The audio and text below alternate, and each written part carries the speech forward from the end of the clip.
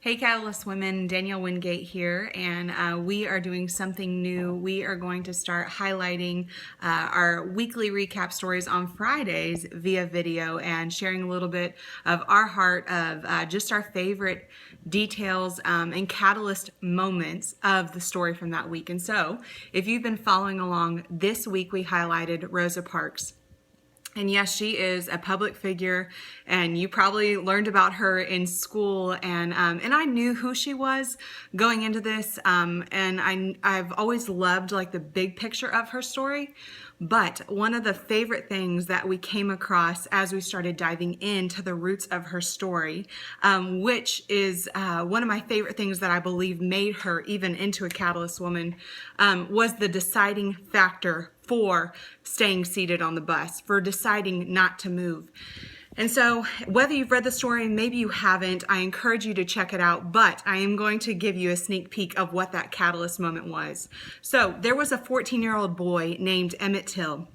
And Emmett went for the summer to visit his cousin, and while he and his cousin, again, 14-year-old boys, okay, they are just out and about in the town and in the middle of the day just having a good time hanging out, and a white lady walks out of a store and claims that Emmett whistled at her, and she was obviously offended by it and told her husband, to whom which grabbed his whether friend or brother, and they basically went to Emmett's uncle's house in the middle of the night and pulled Emmett out, dragged him out, and murdered him. And it's a very, very tragic story, and it just caught news everywhere.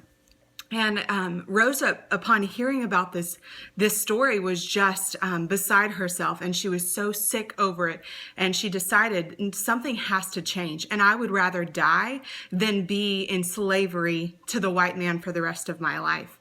And obviously, growing up, as a millennial now, that's heartbreaking to even think that we treated people that way. But that is the moment, that was the defining piece for her that made her decide something has to change. Somebody needs to do something. And it was in that moment that she realized, I am somebody. I can do something. And so even something as small as deciding, I'm not going to give up my seat. I'm not going to succumb to this anymore. It obviously was a defining moment for her, for our country, and just for everybody else after that. And so I am personally so thankful for that. And I love that story because I think there are seasons in all of our lives where we all face certain things. And maybe it's not something as defining as that, but eventually there will be something that grips each of our hearts, and we just can't shake it from our minds that we have a choice.